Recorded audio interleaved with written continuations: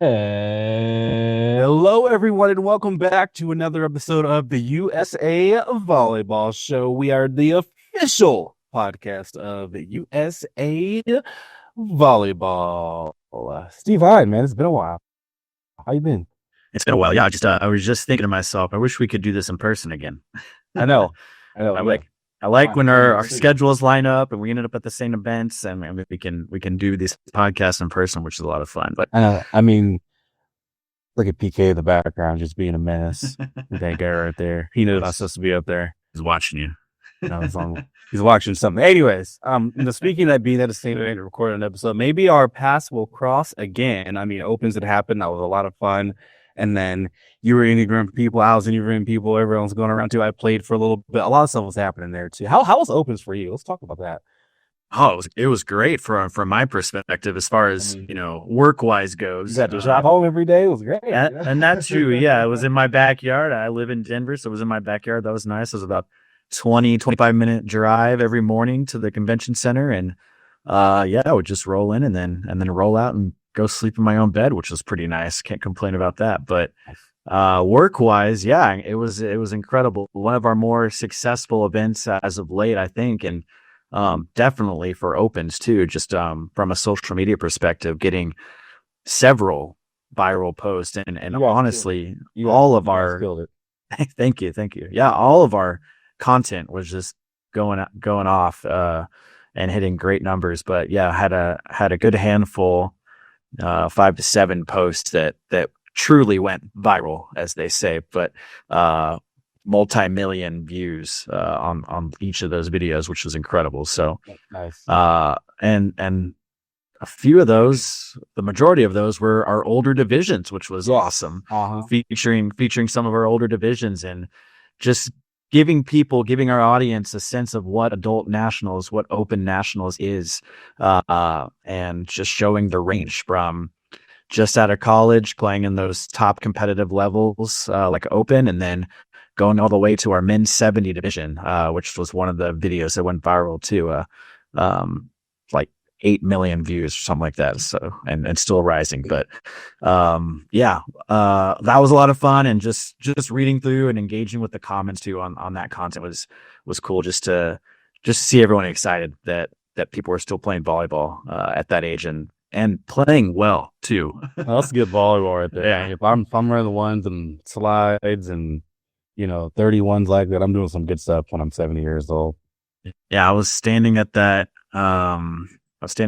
court with the men's 70 video that it was on, which was Fog. Please help me with the name. Fog, not Canada Fog. Fog Mountain. King Mountain Fog. King Mountain Fog. Yeah. Kings Mountain Fog. Yeah, and I wasn't there very long. Sometimes a little behind the scenes look for our listeners here. Sometimes it takes a little bit to get a nice play at a court.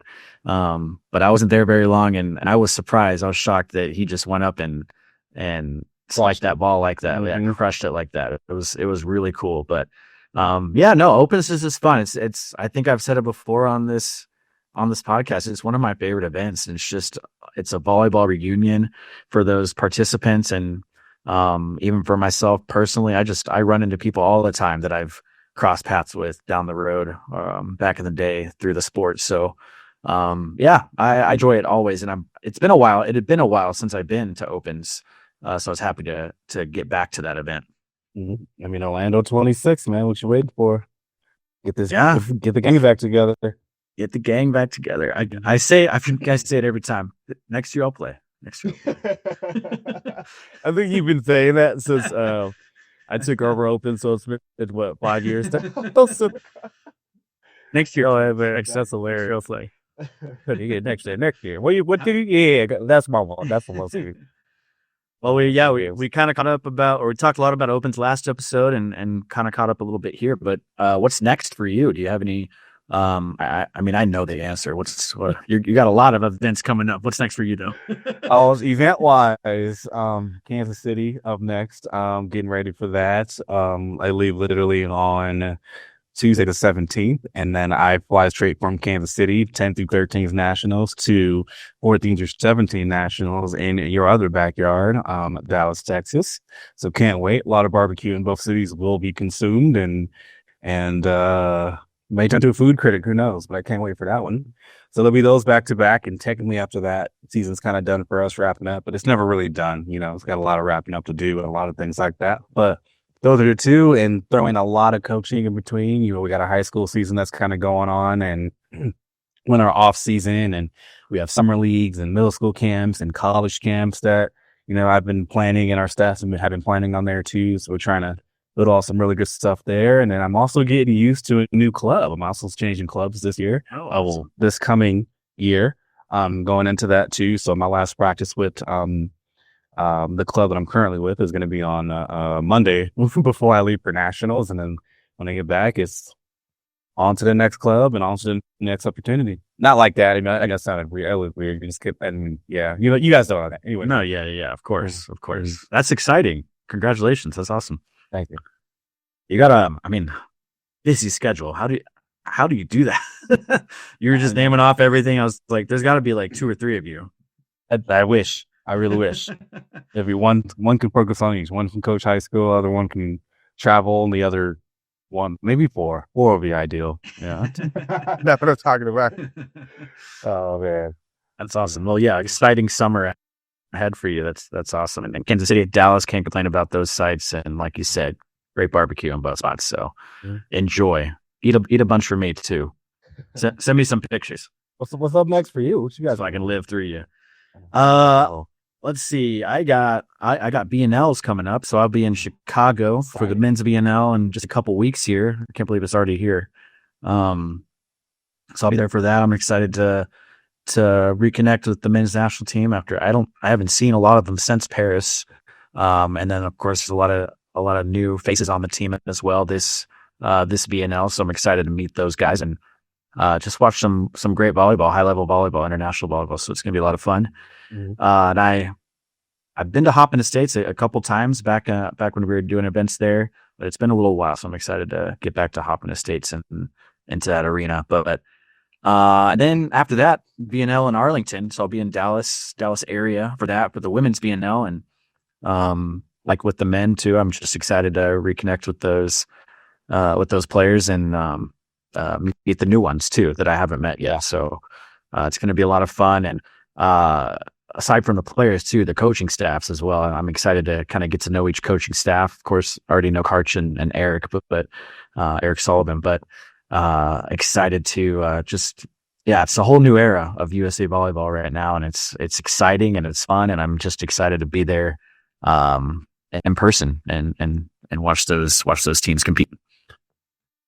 New era across the board, and I'm happy just like you are, and the rest of us are just along for the roller coaster ride that we're about to be taking on. How about that reverse sweep from the men's team last night? Wow. That was so cool.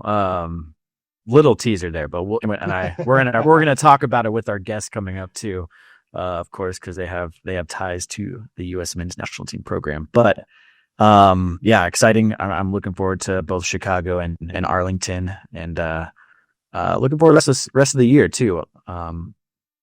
I know nothing quite on the books yet, but I know there's some events that will come up later in the year that possibly get to travel to. Excited for that.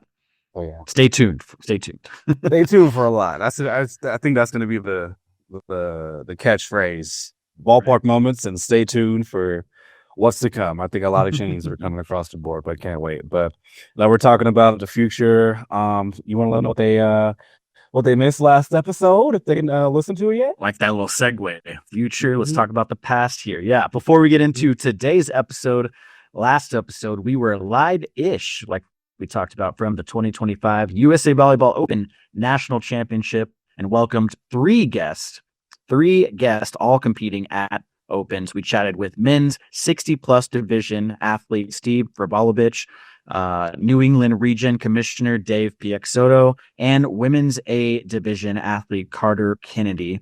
They share their experience at Opens and so much more in that episode. A lot of great conversations with each one of them. So go back, if you haven't already, go back and give that a listen or watch, or both. Listen and watch. You might catch something on the video version that you didn't get in the audio version. But volleyball is for life. I'll leave you with that. Clarence, take it away with Pro News with Hughes.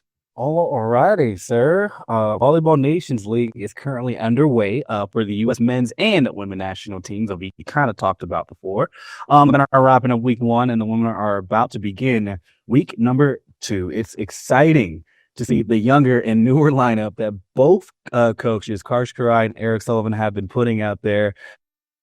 I mean, just some really good volleyball, a lot of young talent. It's just to look like, is it cheesy to say the sky's the limit? But like quite literally, I mean, just getting some of the newcomers more international experience. Yeah, like, seriously, a lot of great talent, young talent coming in, and it's exciting. Just at the start of this Olympic quad, just exciting to see that. I mean, just like I kind of mentioned before, the international experience at this level is huge as the programs begin the quad heading into LA 28. I cannot wait, man. I don't know if there's going to be a work role for me in LA. Regardless, I'm going home and I am enjoying the game. It's going to be a great time there. Cannot wait for LA represent. There's a lot happening in Long Beach too. I was going to say, you got beach and sitting in Long Beach, so that's going to be really cool. LBC, summertime for the LBC. All right. Another news, guys. We're in the midst of national season. The 2025 girls 10 through 13s junior national championship begins next week in Kansas City. Can't wait to get out there, see some great volleyball. I cannot wait to see the 10s division. I missed it last year, and I get to see it finally this year in person. From start to finish. But again, going to see some great volleyball, eat some tasty Kansas City barbecue, aka Kansas City Joe's. That's right. Gas station. I love all these plugs here. The gas station location, that is the best one. Get to fill up on gas and fill up on some barbecue. Oh, can't wait. That might be my first stop when I land on Tuesday. Anyways, followed up by BJNC 14 through 17s in Dallas and BJNC in Minneapolis. Also following all that, we finished the season with the Beach National Championship in Virginia Beach, July 16th through the 21st. More info can be found at usavolleyball.org. Man, I can't believe championship season's almost like here and almost done at the same time. Yeah, it does feel like that. Like it feels, I don't know.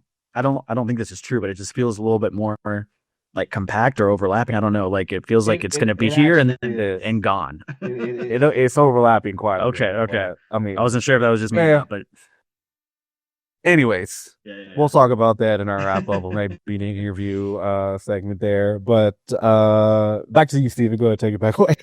Yeah, we tease it a little bit at the top of the show, but let me introduce today's guest. I know if you're listening to this when the episode drops, we're a couple days past our normal release day, but it's for a good reason. We got a fun one for you today.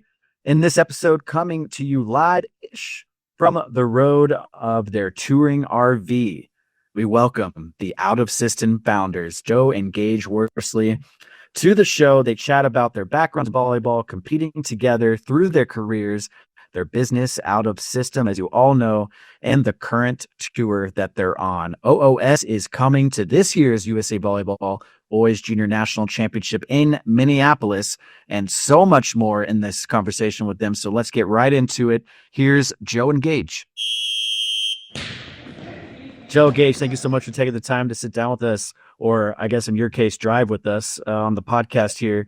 Looks like you're in the RV, and you just said before we started recording here that you're entering Texas, and I think this is an Orlando to Dallas overnight. Is that right? Yeah, it was a 16-and-a-half-hour trip for us. We crashed in Pensacola for a couple hours. $2 a.m. Yeah.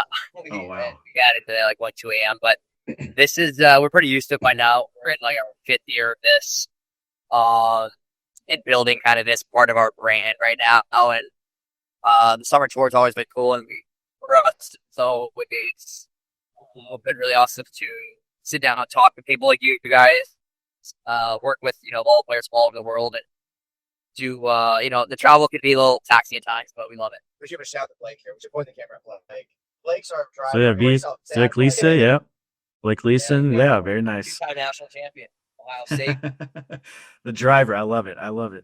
Yeah, so you're in an RV right now. Is that new this year? Have you had the RV since you've started the tour? We tried it out last year for about a week and a half, 2 weeks, and we loved it. It was just efficiency-wise, so you throw everything in the back, everything, and we travel with just a ton of stuff, so it's a lot easier for us to manage logistics versus we used to. Now with South.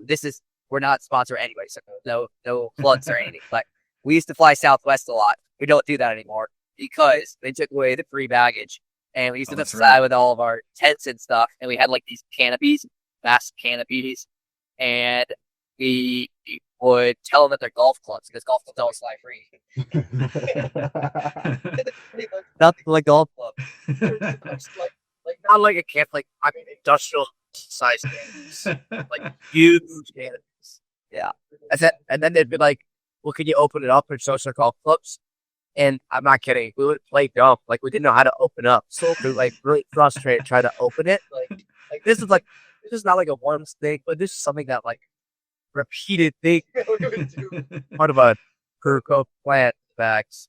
Just hold up the line until they let you through. Yeah. Yeah. Southwest also poured fish juice on one of our bags, all our gyre.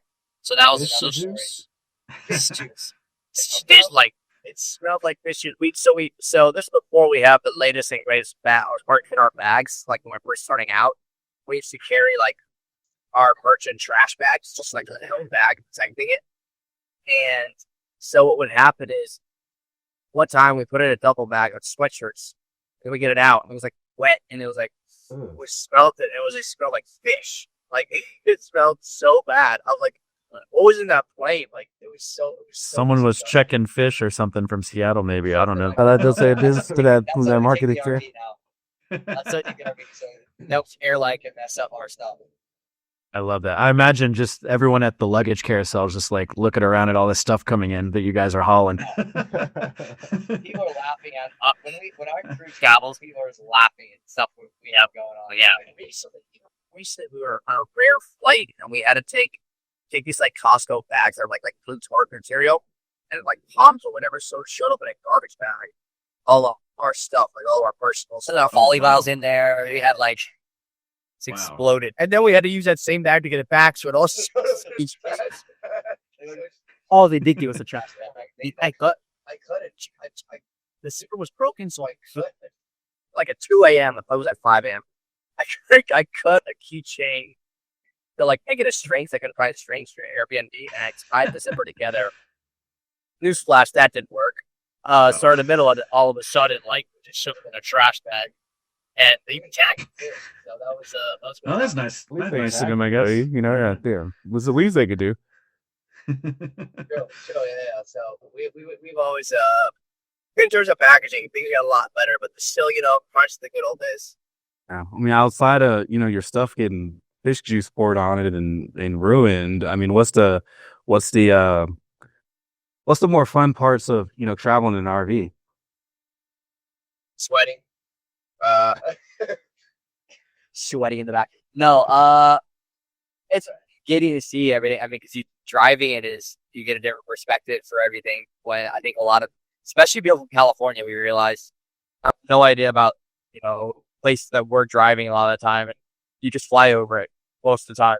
Outside its own flyover states, and at the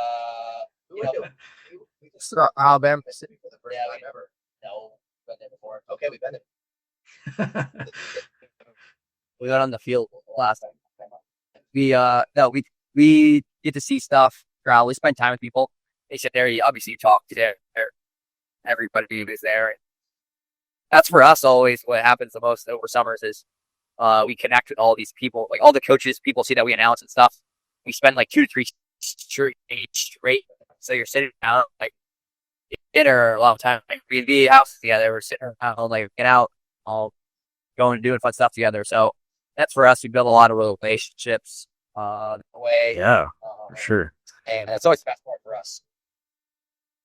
Yeah, you mentioned just like getting to see places that you normally wouldn't see because you're flying, or just places you just never think to go too. But we just recently saw the Sports Center viral post that you guys had with the Tennessee sign, state line sign that got featured on Sports Center. That's so cool. Well, I guess one just was that like one of the biggest viral things that you've been attached to, or being being on Sports Center or ESPN, or has there been anything else like that you've been on, featured on? There's definitely been a handful of times. I'm not trying to. There's been a handful of times when we're on Sports Center, so that was cool. This was cool. It's always nice. It's always something ridiculous, obviously, but we. I mean, our most viral stuff was easily the butt dicks. People, I mean, if you do it right, people go crazy for it. And we, what's it called? We, what was I trying to say? Well, yeah, so we stop on the side of roads all the time. In fact, we're about to stop by the Texas State sign right now. But we stop all the time. And sketchy or swinging, we should be stopping at times. But not that sketchy. But, stop on the side of the road, we'll hop out, we'll do it. And we'll get back to driving. We got the official thing. Yeah, so we like map out like 30 minutes out, 20 minutes out, 10 minutes out, and try and keep an eye on it. You have is there a most memorable sign that you volleyed over, or maybe the hardest one, or anything like that? I mean, Florida, we were in Florida, we pulled over, and then that was sketchy a little bit. That was a little bit sketchy because it was like 1 a.m. and it's the side of the road. And also then a maintenance truck, what's it called? Behind us, so we had to get out of there. Also, the Tennessee route was there. Stickers. A lot of people, like if you look closely, there's a lot of stickers always on this, all on the poles and stuff. Yeah. So we'll put stickers up on it, so people go cross state signs. You guys got to see if you ever see this out of system stickers. Sometimes that should be saying. There's stickers on there always, but no, it's cool. Yeah, it's just something fun video. People love the content always. Like those videos always do really well. Oh yeah. I mean, speaking of content, I mean, you guys are all very, very super creative. I mean, like, how do you think of some of the things that you put out? I mean, like you said, most of your things or some of the videos that you do go on the viral end too. But how do you guys sit down and just plan out your content there? For me, the biggest thing is actually Joe's gonna hop out. You want to hop out right now? We just stopped at the Texas sign. Joe's gonna hop out really quick right now, and he's gonna pepper by himself. So I'm gonna take over the segment here. Joe, give me that. Sorry, we only passed the Texas State sign one time. Look, you guys want to see it? The state sign's out there. Joe's gonna go. Sorry. I don't mean to disrupt this here, but so what happens is basically it's like, all right, I know we have. Okay, let's take we have to do this. We have to do this. Basically, it's like, okay, get me in a gym or get us in a gym, and then we can kind of start planning stuff out. So for me, like if I sit here, I have a vague idea of how I want to do things. And then we go and then we get in the gym. And then I think, okay, we got this. And then the ball starts rolling. That's how we do. I'm always a guy that works off of something really, really well. Whether it's a location, like whether I'm there and I can really start thinking of stuff. But also Joe and Blake and Faye and our team, they also had the right mindset too, where we kind of start feeding off each other. I think that's really, really big. Speaking of your content, really quick, I was on mute before, but let's see the behind the scenes look, Joe. You guys want to see it? Yeah. So here we are. I'm in the passenger seat right here. I don't know how we're gonna do it, so I don't know if you can see. He's out there. You guys want to see this? Look at that. He's out there. You guys to be behind the scenes. Off the sign. We've been hitting the sign lately. Come on, Dilly. Let's see. Blake right there. He goes over. You will love me over the sign right now. Oh, okay. Wow, that's impressive. Joe's gonna have him doing some more stuff. We're gonna try some more stuff. But yeah, that's basically how it's done. I mean, and then people go crazy. They're like, "I'm from there. I'm in it," and they love it. And they're like, "Oh my gosh!" So we always try and represent. We don't hit every state sign. Like today, we started in Florida. I don't think I'm gonna hit these in order. Sorry. It was Alabama. We got Alabama. We missed Mississippi due to a rainstorm, and also we didn't see it for some reason. And then also, sorry, this is a little chaotic. You're good. I love it. And then also we hit Louisiana. We were gonna hit Louisiana, but it was on the side of a bridge. And we slightly pulled over. And then we were like, "This is too sketchy. We can't do this." And then so we burnt our 32-foot RV out of there. And Joey, how was it? How was it out there? It was good. It was an easy level state line. Easy level state. Let me see, easy level state line. It's not so high, yeah, and an easy ground. Sometimes you have like rocks here on a hill. So a lot of time, what happens is they'll be on like slants, and there'll be like pricklers or like pavement right there, and you gotta like maneuver it. And also, there's different ones where there's more like you right next to the highway, or you have space in between you and the highway, and you gotta be very controlled. So the ones on a slant, and this happens a lot. There's ones on a slant that are right next to the highway and have a lot of pricklers and very high. So that when that happens, you got to have a lot of control with it. So I don't recommend this to anyone. But people, the funny thing is, like all our events now that we host, people start doing this to our events. Like we'll see them, oh, we're going at like our Nashville tournament, Smashville, and people are like posting at every state line. And they're like, That's fun. It's already a small trend. A small trend. Exactly. But now we're in Texas, guys. By the way, we're in Texas. We made it. There we go. My home state. I'm from Dallas originally. It's been we love it here. We have one of our social media marketing girl. She's from here, and I'll be honest with you. At first, I did not like Dallas, Texas, because when I was younger, the time I was here for nationals, I've been here twice, and I got bit twice. And I was not happy about being here. So I was like, I hate Dallas. I hate it. Bad memories. Like 5 years back, I actually got to kind of visit it, see it. And I was like, this place is sick. I mean, the weather, I can't do that Texas heat. But besides that, it's really cool. I'm a baby now. I've been living in Colorado 11 years now. I can't go back and deal with that heat and humidity. I'm spoiled now. Oh, it hits you. It hits you hard. Yeah. No, I get it. We put a grass farm in there. Luckily, they have like a kids water park that we just bathe ourselves in between matches. Well, speaking of content, and sorry to cut you off here, Clarence, I think you're about to change subjects, but just while we're talking about content, I'd be remiss if we didn't talk about the butt dig. How did that start? How did this take off? How has it evolved? How do you recover from that, Gage? After doing that. So this is how it started. I remember. Okay, well, it's okay if I use the word. You can cut this out. It's okay if I use the word anus. Is that okay? Because that's how it started. There's a video where I said that. Well, I'm just gonna tell a story. You guys can cut out what you guys want. Yeah. Just tell the story. We might have to bleep or cut some stuff out. Yeah. That's fine. No worries. I understand. This has happened to me a couple times already. So what happened is, I don't know why. I mean, there's things in life that are just natural magnets. You know, whether it's, I don't know, ballpark and a hot dog, or I don't know, a hot summer day and an iced cola, or my butt and the volleyball. It's just gonna find itself no matter what.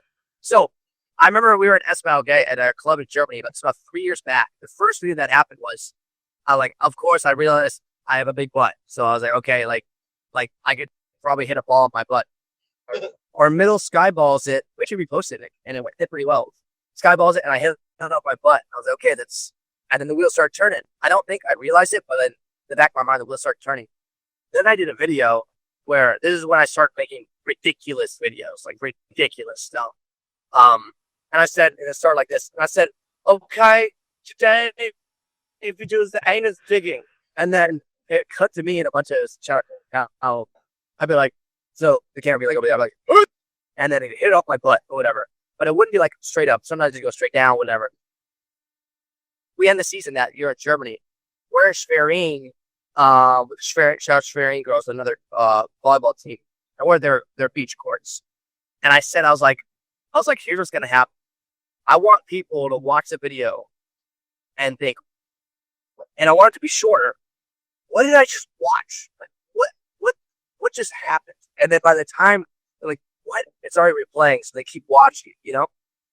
So then I said, okay, Joe, I want you to hit a ball with my butt, and I'm going to stay perfectly still, and then we have Colton shout, I'll hit it over. Shot it, first take.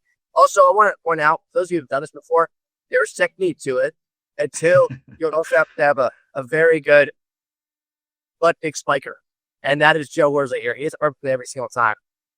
He hits the right angle. So we hit it, and then it goes for 30+ million views. Perfect. 9 seconds. So then we build on it, we keep doing more and more.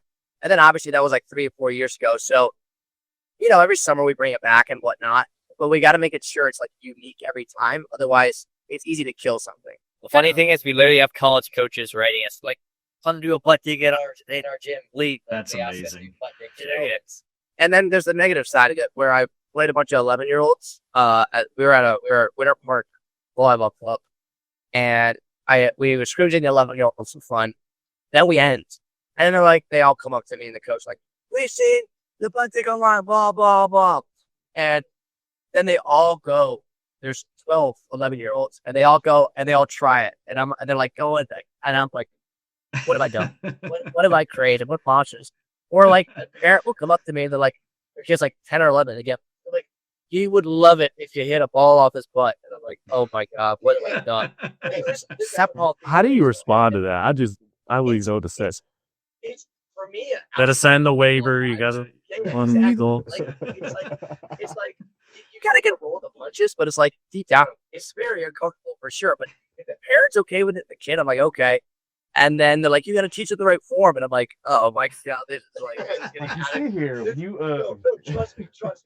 Like just recently, the 10-year-old kid, he's like, and then I had to teach the right arc and everything. I was like, "Oh my God," and he got it down and and everything like that. But it was like, I just sit and they'd be like, "Thank you," and I just sit down and I'm like, "What am I doing in my life? Like, what was this? What was this?" This sounds like a video that you need to do, and maybe you've already done it or thought about it, but a tutorial video, and you just send them there. Yeah, I'm gonna give you a shout out here. So I'm actually gonna do it with Coach Johnny and Eric Shoji at USA Nationals. there you go. Legitimate tutorial. They're gonna have fun, but there is actually technique to it, and there is a few things that I love for it. me, I won't get too deep into the tutorial. But yeah, that's where my life is right now currently. So are you getting recognized more as the butt digger guy or out of system? Yeah, I mean, I think they go hand in hand, but also out of system. Over the years, we've created so many different wild things, and then we all throw our hands in different things that I often forget, and then people remind me. Like, for example, we'll have videos or a podcast or a video that I forgot we shot, and then they'll quote me or they'll do something, and then for a second, and then I remember this has happened too. I was talking to a kid. I'm sitting down. We literally are on chairs, sitting down. And he's a libero. I'm not like, he asked me advice. We're talking for a while after our camp. He's a very shy, like quiet guy. He calls his friend over. He's like, "Hey, can you come here really quick?" And in my mind, I'm like, "Okay, what's going on here?" But he was honestly had questions like, "Can you record this?"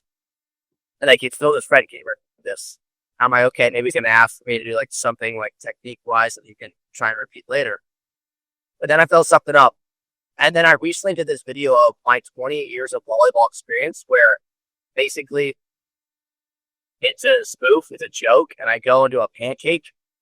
You can watch it for yourself, and I'm not going to say what happens in the video, but like, it's a spoof of me diving, kind of.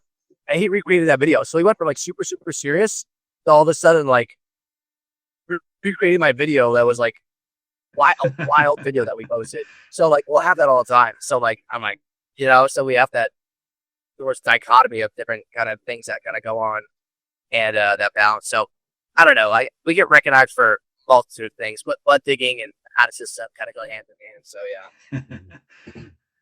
I don't know. I think it's a kind of a good segue to, kind of keep on the out of system topic. I mean, you talk about videos being brought up that you don't even remember, but I mean, you two started this with, Micah Maha, but like in your own words, can you describe like what out of system is to anyone who may not know? For us, where out of system is transformed to is completely different than what we initially thought it would be. But right now, it really truly is a brand, like a social media brand. Like when people think out of system, the funny thing is we'll get a lot of people who will come up to us and be like, "Oh my gosh, I see you on the out of system page all the time." We'll say stuff. We get that a lot, actually. Yeah, I'm like, in the background, I'm like, yeah, it's. I am out of system now. RP posting pictures. But people don't connect. We gauge every single. Oh, we lost you for a little bit here. So like coming to the camps, and I guess, but that helps us. But for us, Out of System really truly is a social media and lifestyle brand because it reflects everything about Gage and Micah and what our personalities and how we were raised, how we grow up, and also reflects what we wish we had at certain times growing up. And so that's really what the brand is in essence. There's a lot of things that go into that. There's events and everything like that. People are like, oh, they're, a camping clinic brand. Oh, they're social media. It's like, for us, we're all encompassing and we're very big on like building a community using the platform. And I think that's always it. Really, I think I talked about a lot earlier, like the relationships you have with people are extremely important because that's what turns into, for us, growing really cool events to building out really cool things. And I think the other stuff that we're going to be rolling out the next couple of years, you'll see like where everything kind of pieces together and how it does. So that's really the reflection. It's a social media lifestyle brand that reflects Joe, Gage, Micah's personalities and what we love about sport volleyball, and then also in an aspect of like things that we wish we had also growing up. Yeah, you kind of touched on it there, but just wanting things that you wish you had growing up. You're building this amazing brand with just, you're doing the summer tour right now, massive clinics across the country, helping grow the sport. But I guess for you, what was the catalyst for starting Out of System and maybe that origin story? Take us through that. Like, I think I read on your website it happened, right around COVID. Just kind of take us around just the origin story there. Yeah, no, it did start right around COVID. I mean, we went to University of Hawaii. I would say probably that is the catalyst in a way, just because of the platform University of Hawaii men's program has nowadays. People always my brother's always had his personality. People always love his personality, and they love the dynamic of having kind of the brothers there when we were there. And so they're always telling us that we should do something together. And yeah, we were in COVID. It was bored. Everybody was. How many businesses were created during COVID? And for us, we were sitting around and we're like, let's start a podcast. We started a volleyball show. I think every 2 or 3 days we'd shoot a new show. We try to do it every day, but it got quickly. It was really, I wish we had a behind the scenes of that whole summer, or just us figuring out how to edit these things and all that. And then it was like a volleyball show. So we had, look at the national team. We had every single player. We had a lot of like international players too, just would come because they're just sitting at home. They have nothing else to do too. So it's super easy to get on for any type of content. And we ended up going like a grass tournament at the end of that summer. And we like shot some videos, and it was really, really cool. It was a Wallpacker boat ride tournament. We didn't really think much of it. We just had this podcast going, and kind of like kept that going for, at that time, probably another like 6 months. In the winter time, I like love this concept because Micah wasn't getting to the national team. Like, what if we just, because all these different events are starting to ask us to come play in their tournament too, their grass, because they saw our video. Okay, we can just kind of like find somebody to come record some videos, and we go post some clinics around, and we get the minivan at the time. Zero plan, zero structure to anything. We made a couple extra shirts here and there, and we just went, and it's just a huge thing. We created this like huge like buzz, and a lot of people were reaching out to us.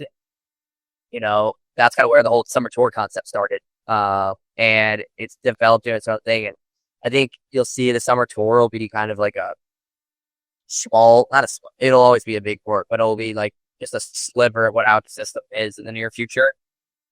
And so we spent a lot of time putting a lot of resources into kind of the summer tour and what that is. And it's just a cool concept. It's like young group of friends hop into a car, professional volleyball players, and they go and they just play like every style of volleyball possible, shoot a bunch of content, meet a bunch of people. We go and we stay at people's houses, right? At times. And we just do like, my brother literally I don't know, can you tell him the video you shot the other day? About like, Yeah, he played the 11th through 18th. Like, we just do all kinds of different stuff. And we interact and connect with everybody. And we tried it out. I don't know if people saw the other day, too. We brought in, like, longtime national team setter for Brazil, Bruno. Presente came, and he was with us for, like, 3-4 days. And bringing somebody like that in the U.S. is crazy. We got somebody like me and Micah grew up watching it since we were, like, 6 years old. And that was who we looked up to forever, watching all the Brazil volleyball, like, YouTube videos and stuff. So for us, it's a lot like connecting like our childhood to kind of everything that we have going now and all the relationships that we built recently. And so that's kind of for us where, even more opportunities open up for us too, which is really cool. I always tell Gage, like, he has a big future if he wants to, like TV, I think on the volleyball side of how big it's starting to become and how good he is on the mic. And so there's a lot of like options that are opening up within out of system and a lot of things that we're going to be kind of getting into that we're excited about. But the summer tour concept is really like the basis, I would say, for everything. Because like all of us, our family would go on road trips every single summer. We got New York to California. So that for us is not a crazy thing to do. And we kind of pieced that together we grew up running camps and stuff. And we love playing every style of ball, big bedroom volleyball our entire life. And so like, all that stuff is like super fun. I know there's a lot of pro volleyball athletes out there who are like, oh no, they're super focused on like their thing. So it's like in the summer, they kind of reset and they go and they got to take a break and they got to lift and they got to get all their touches in. For me, growing up, that's how we train. We just play we played beach volleyball in the summer. We played mini volleyball. That's like we're not super like structured, I would say, in terms of we need this in order to be. Maybe that'll change as we continue to get older, but that's the kind of energy I would say that we've taken into the brand and pieced together kind of what it's been at this point. You talked about, out of system being completely different from, what it was when you guys first started to what it is now. You talk about, the summer tour being a little bit of a goal and a lot of the, community aspects of it too. Do you have any specific targeted goals over the next few years?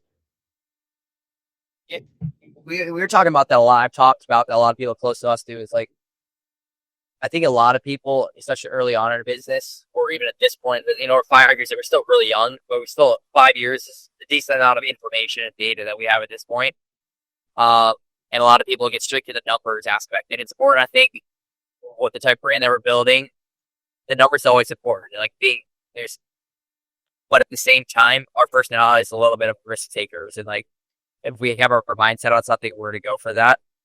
And for me, it's we don't talk about how paint this plan from like money standpoint. Like from way more important that we build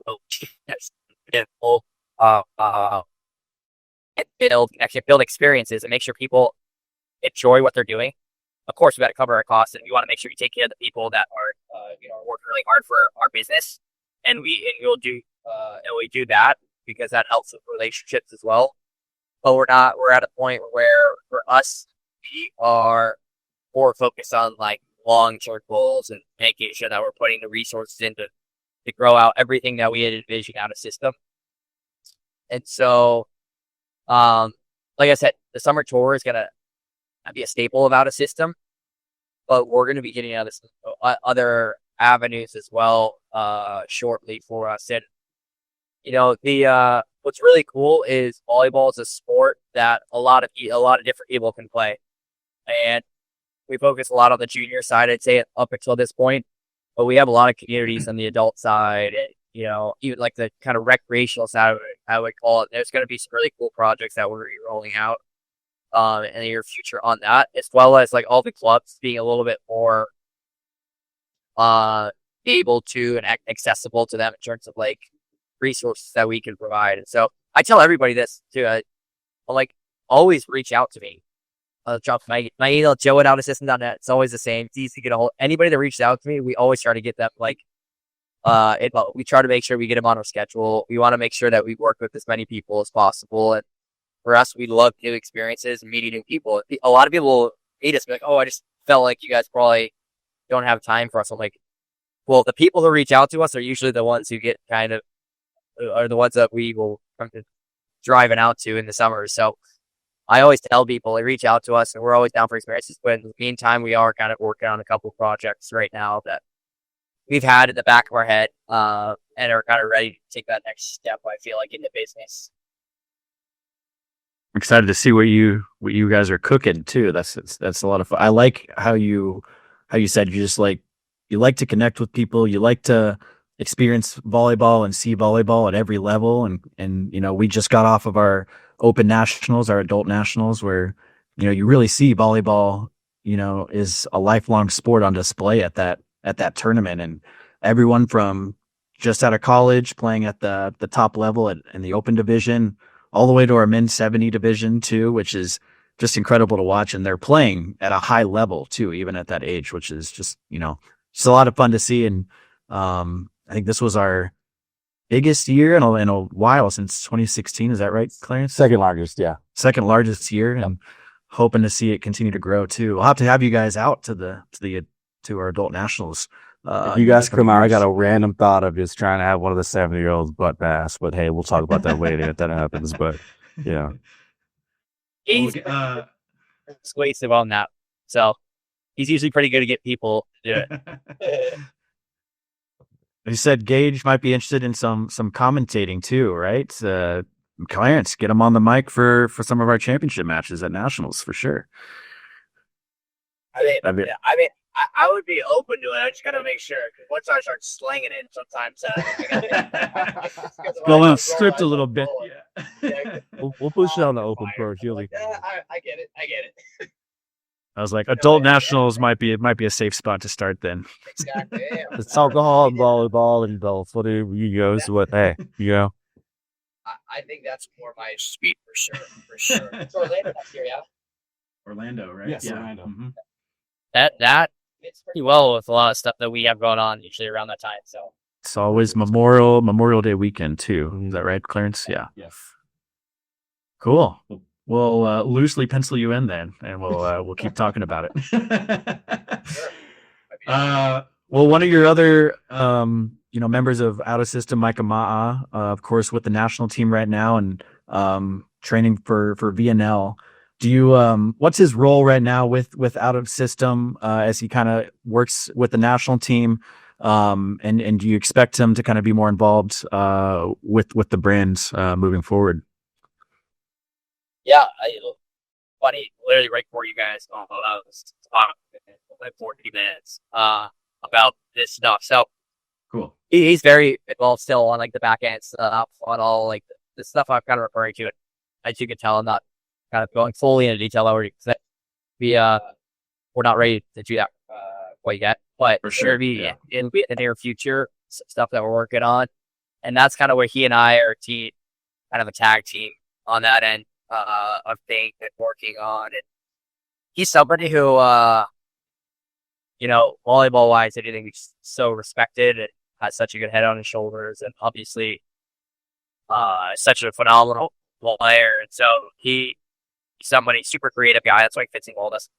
I would say we grew up in similar types of households in a way too.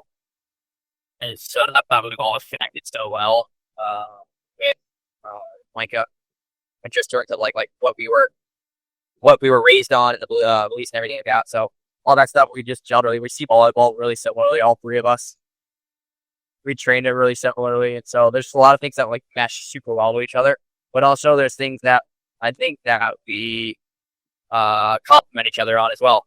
For the creative stuff, maybe a little more, some are more organized, some are like more business savvy, like all that. We have a good stuff within our team, and he's expressed to us he always wants to be involved. He just was really, really loved everything that we have come up with at this point. And I think he sees there's a huge future in terms of just like from a planning perspective too, and loves being a part of all those talks and the planning aspect of things. So everything we do roll out, he's definitely very involved in terms of the planning side of things.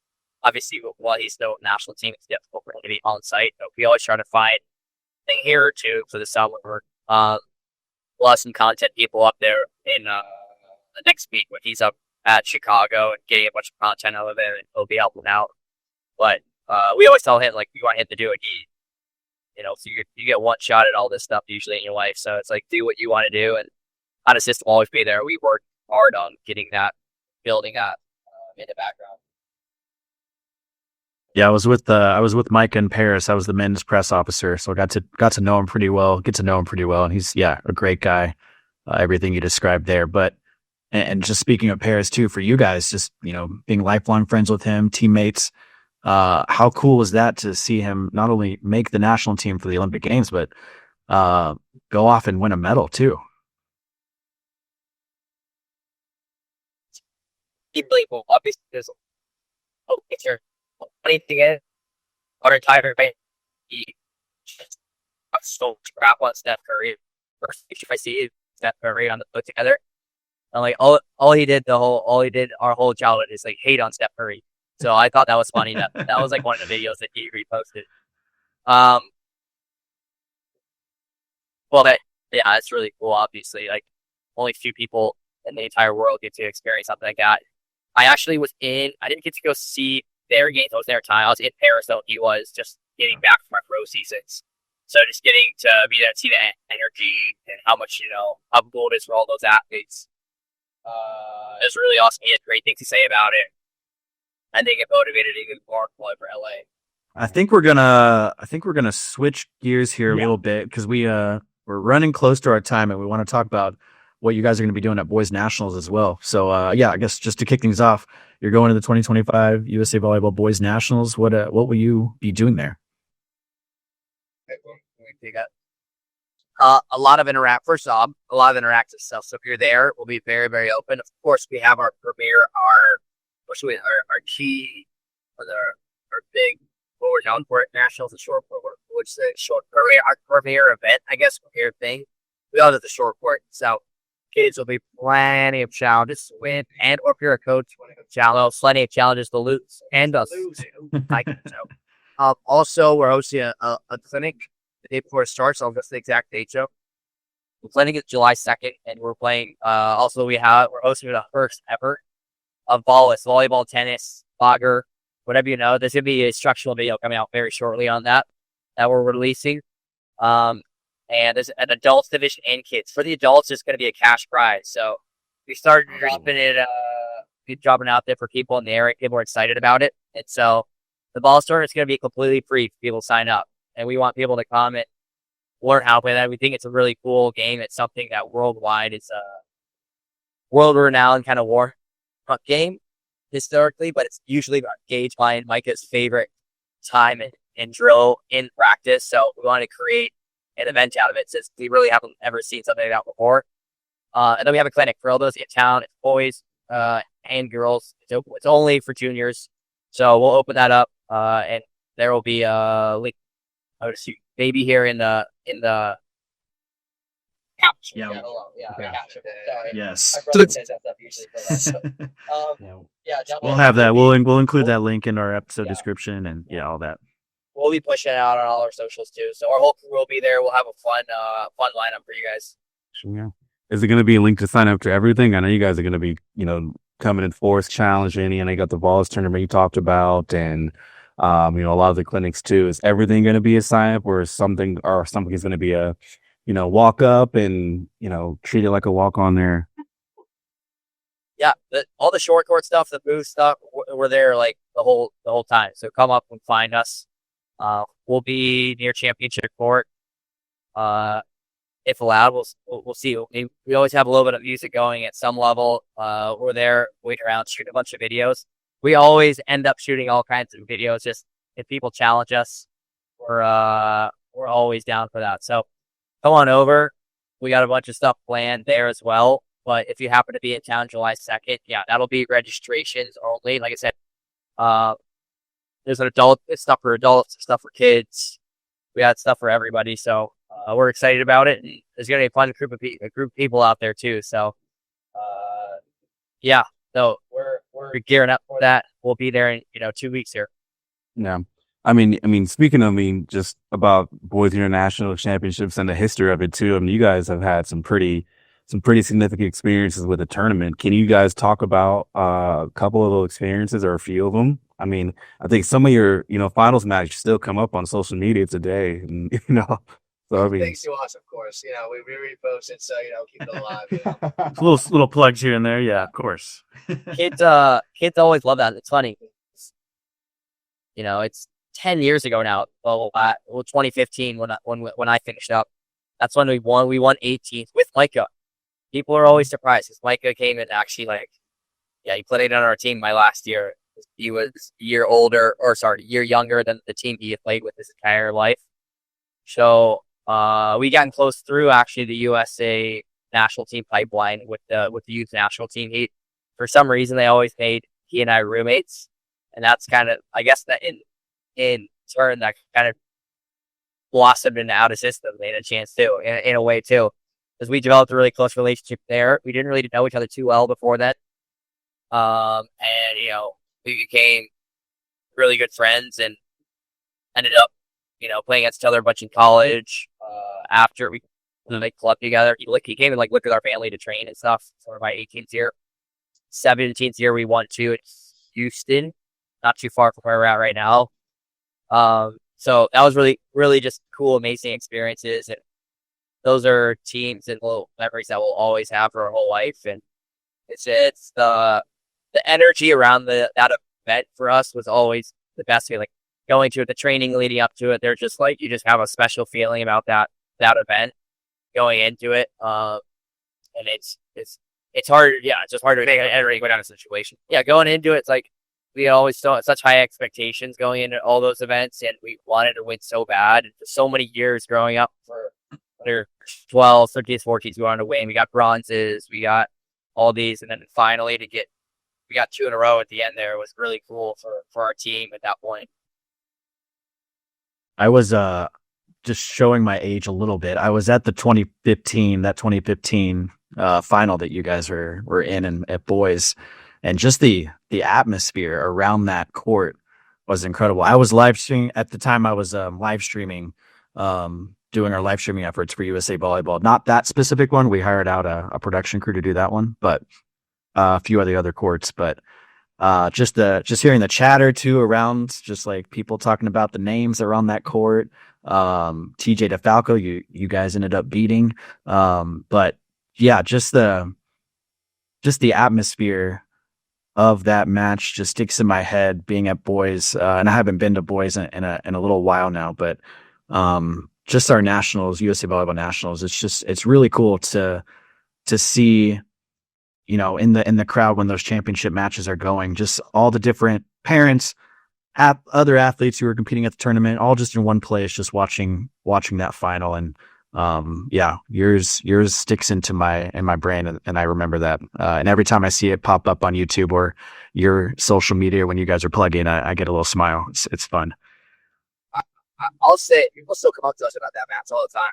And I mean, I'm biased, obviously, but you ask anybody, I don't think there's ever been hype like that in a juniors match ever. The names that were there, and if you go down by name, and see how much one All Americans, 2 pro, 3 senior national experience, you just look at the name of the list. It's has there ever been a game like that? I don't know. Also, the rivalry leading up to that too, throughout the year, was also kind of led into it. And like I said, there was a lot of chatter. And both of our teams are very, very well known, but also, they're very polarizing. So I think that it was something that was historical, I would say.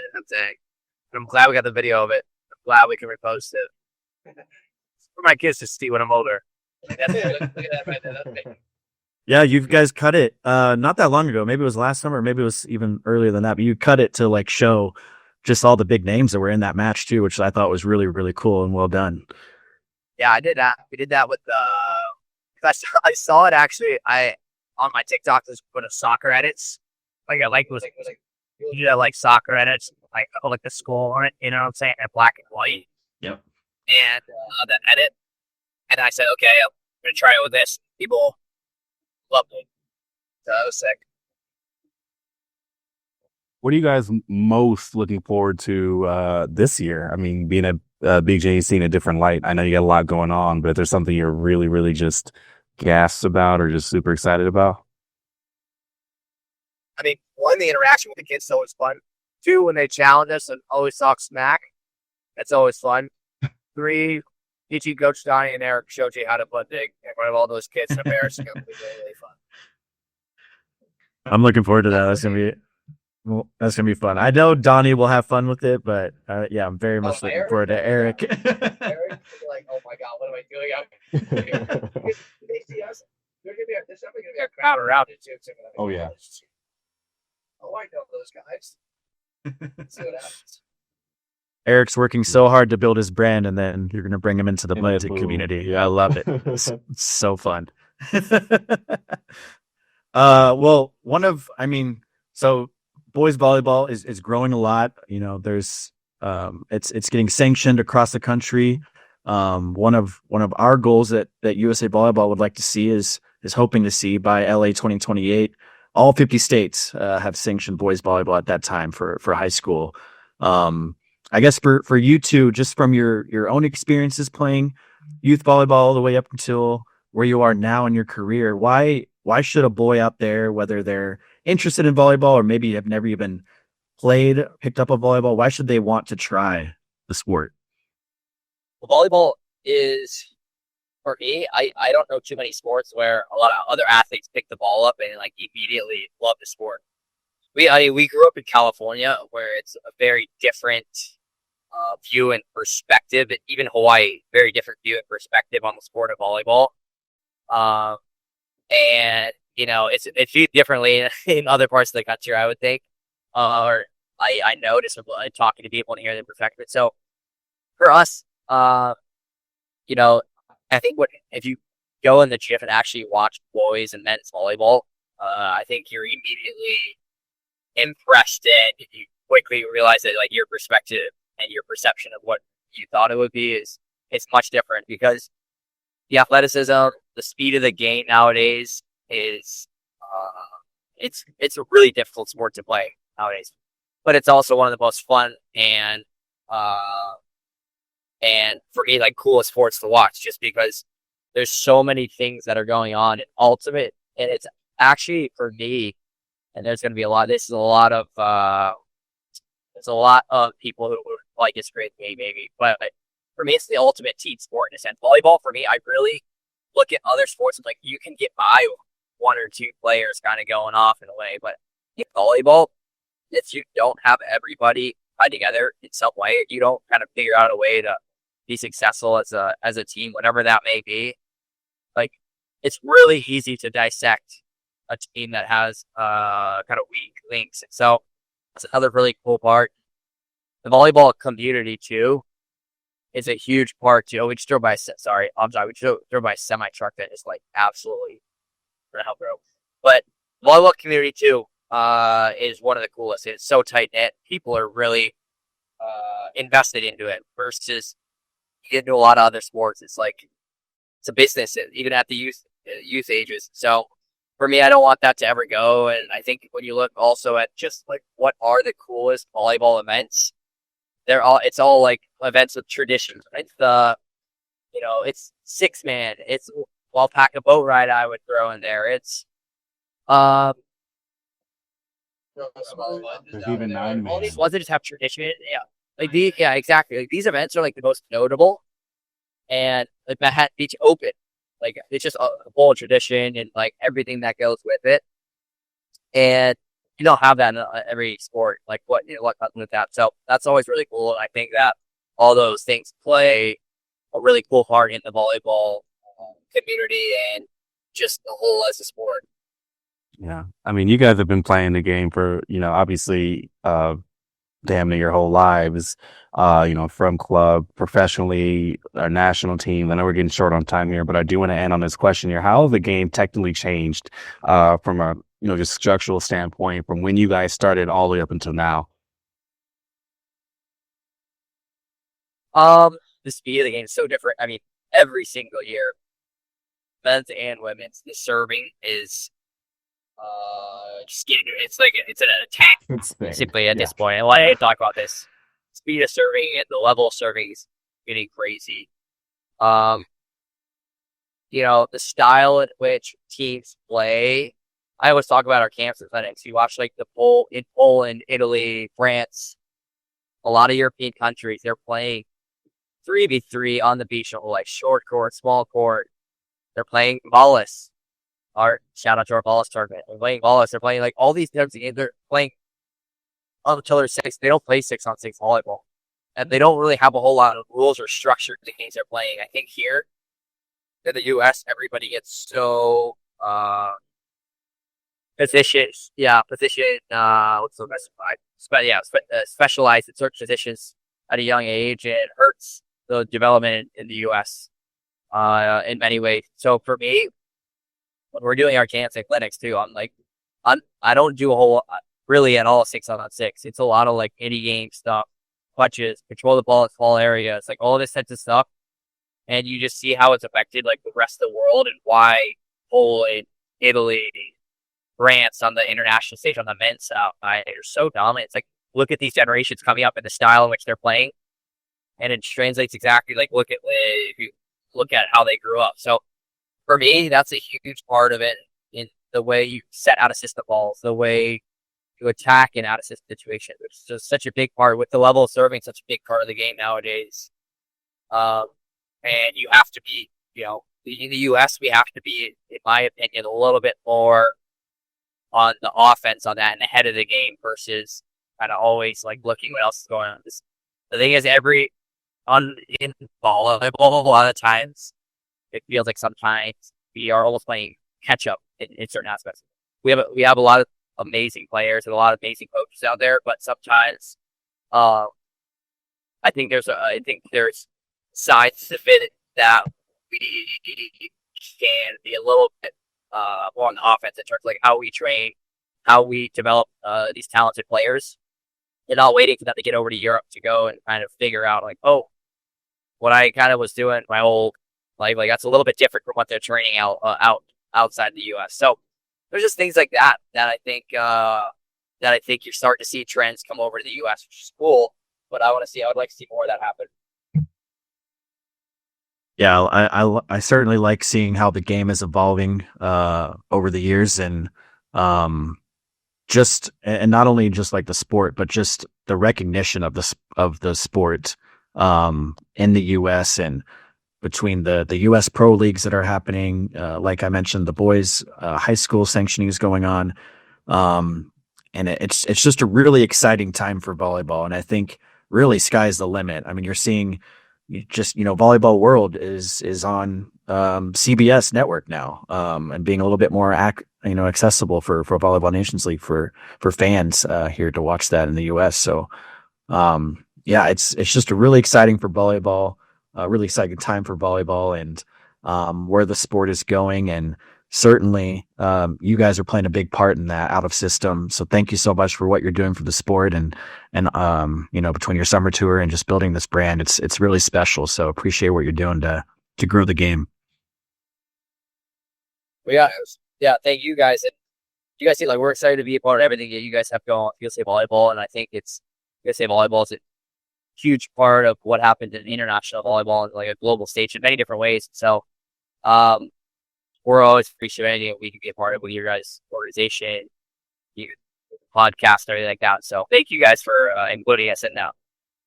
For sure. Yeah. Hopefully more collaborations down the road, and excited to have you guys at Boys Nationals too. And there's a lot that we didn't even touch in this episode. So we're going to have to do a part 2, maybe part 3 episodes down the road. So we'll stay in touch.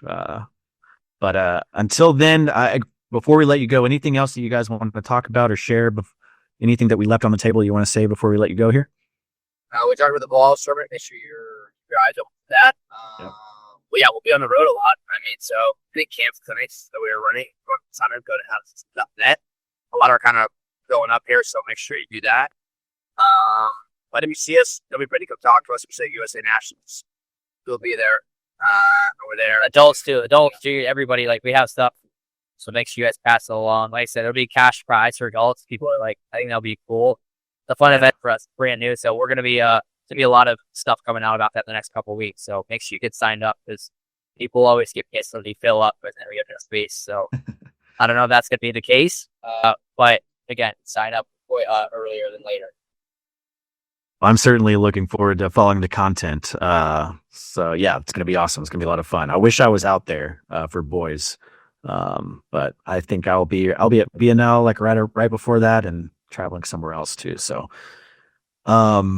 where can people find you, follow you? I think they know by now, but where can people follow you on social media? Or you, Joe, you dropped your email earlier as well. Hit him up. He's want to talk too. He's open to do that. Yeah. So you can find us on, I think, on Instagram, Out of System Official. Same thing on TikTok, Out of the System. On YouTube, Out of System, and also on Facebook. And then for any other information you want to know, just go to outofsystem.net, and then we'll be on all those. Yeah. All right, sweet. Well, Joe, Gage, looking forward to the content ahead, and drive safe, and we'll see y'all later. Thank you, Blake, as well for driving. See you later. Thank you, guys. Thanks, Blake. Get us there safely. Thank you. All right. We'll talk soon. Yep. Thank you. Bye. I still think that's pretty epic. Catching them live, peppering, a solo pepper, by the Texas State. We got the behind the scenes. We might have to do a side by side or video for social. Just cut that part, and then when they post that video, we saw it first. do a little behind the scenes video. Look at that. That'd be cool. No, but it was great. Just kind of, I don't even want to say sitting down with them too. I mean, they were just all over the place in an RV. Lawn share, law enforcement. You guys didn't hear that. He's got a seatbelt on that thing. I think it's legal, but just creative minds, just doing some really good things for the sport of volleyball too. So I very much enjoyed that conversation, and I wish I was going to be at Boys Year Nationals, but 14s or 17s does overlap a little bit too much with that one too. Because I would love to challenge them, and as an employee, would I be able to participate in that tournament and see if I can win that cash prize? Anyways, might be able to talk about it later. But yeah, I mean, great conversation with them. We're excited to see what they do at BJNC. Yeah, I think and Lara, my boss, is on this call right now. It might be too late to cancel my BNL flights, but I would love to be at Boys with them, and Coach Donnie as well, and Eric Shoji would be. Yeah, I'm excited to see the content that comes out of Boys Nationals, and just so excited for all those athletes, all those participants that are going to be there. It's going to be a really fun experience. I'm jealous. Curtis, you're going to have to give us the full report when you get back from there. I know. We're going to need a whole day in the life of updates every day. Don't even do your normal job. This is what you're blogging the rest of the time there. Your experience with them. Yeah, I really liked the whole conversation. I mean, we didn't have enough time to hit everything, but I really enjoyed the part of just where the idea for Out of System came from, and them wanting to have something that they didn't really have growing up. People to look up to, videos to be able to watch, camps around the country to be able to attend. And they're really doing a lot for the sport, and I feel like they've only scratched the surface as well. They couldn't talk a lot about what they have plans. So much that they have planned. You can see their wheels setting. Yeah. So I'm excited to see what they do here in the near future. And I think even for myself, just the Out of System brand was even more. Just hearing them talk about it was more than I thought it was. So yeah, I hope the listeners got a lot out of that and got to learn a little bit more about what Out of System is beyond the butt digs, beyond the state lines, signs, actual, it's cool. Yeah. Meaningful meaning. Yeah. Sincere meaning behind the things too. But, I got an idea in my head about opens next year. I mean, I think we want to go for the most teams that opens ever had. Somewhere in the 600s. Off the top of my head, I'll have to do a little bit of digging too, but I think there's a little bit over 600 and either 20 something team, but I think that's very, very manageable for 26. That's the record. I think so. Around that time frame, team count. I think it's in the 620s. I could be wrong. We just talked about it, but don't quote me on that at all. Got to do some digging in the archives. But I think next year in Orlando. The biggest year of opens was Orlando. In Orlando, I think it was 2016. So it's all lining up. I got a 2016 drive. I didn't mean to talk about opens. I don't have this stuff off the top of my head, but yeah, Orlando, the record was broken. I was breaking again in Orlando, guys. All right. Chills. But anyways, like I said, great conversation. Back to this out of system based podcast. I'm so bummed I can't go to boys now. Yeah.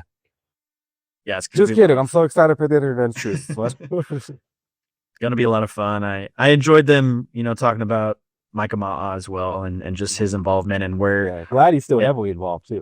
They just got off on a call with him right before they were talking to us too. So he's very much involved for anyone out there who's wondering where he's at without a system. But of course, really busy right now training with the national team, preparing for BNL. But he sees a huge future in it. And that was really cool to hear Joe and Gage talk about that. And just their, with their ties with Micah Maha as well, growing up together, playing club, playing USA Pipeline, and their excitement to see their guy make it on the Paris Olympic roster as well, and win that medal too. I remember seeing a lot of their content around that time, and just really stoked for Micah. And I thought that was cool, celebrating their guy. I mean, I feel like we could talk about this forever too, but I mean, you guys know where to follow him on social media. You drop everything at the end of the episode. Enjoy, Gage. Thank you again for making the time literally on your just commute. You're In the RV. That was in the RV. Yeah, that was a good experience there. But thank you guys for making the time. And I cannot wait to set up another time to, like Steven said in the interview, part 2, part 3, heck, maybe part 4. We'll see where things go, but we can talk to you guys forever about anything too. But I think it's time to wrap things up here. And go ahead. Throw in really quick. You heard it from Joe. If you want to be involved in any out of system stuff, reach out. They like getting those emails, and they might kind of drop it a little bit. You might prioritize the people who reach out and just try to make it happen. So sorry, Joe, if I threw you under the RV there, but it's a dad joke. I had to throw it in. Oh man. All right. Yeah. Take it away, Claire. Take it away. All right. Back to the RV. Like we mentioned at the top of the show, it's national season, baby. 10th through 13th, BJNC is coming this week. BJNC 14th through 17th is coming next week. And then BJNC is following the week after. And then Beach National Championship is following the week after that. Busy time in a national championship season. But with that being said, best of luck to all of those competing. And we want to give a special shout out to the Edge 14 National. We'll be competing at 14s this year. Of course, you won't be able to coach them, but they will be in the building. So I'll be supporting from the spectator side of things. Well, work's happening too, but I hope you guys have the best experience, and the best of luck is wished to you all there. I'll see you all Monday at practice. But just a reminder for all upcoming events and how to register, visit our website, usavolleyball.org. Back over to Steven. Yeah, as always, if there's a topic you want us to talk about or a guest you want to be featured on the podcast, whether that's a national team athlete, a club coach, a junior athlete, whoever it is, official, anyone in our sport, we want to hear it. You can email us at the USAB show at usab.org. Let us know how much you're loving the show as well. And reminder, new episodes drop every other week. And until next time, this is the USA Volleyball Show, the official podcast of USA Volleyball. This has been the USA Volleyball Show with Clarence Hughes and Stephen Munson. Produced by Curtis Ward. Our content producers are Severin Labenstein and Lara Fawcett. Our marketing lead is Bree Jaycox. If you enjoyed this podcast, be sure to rate and review. And if you haven't already, please subscribe to the USA Volleyball Show on Apple Podcasts, Spotify, or wherever you listen to your podcasts.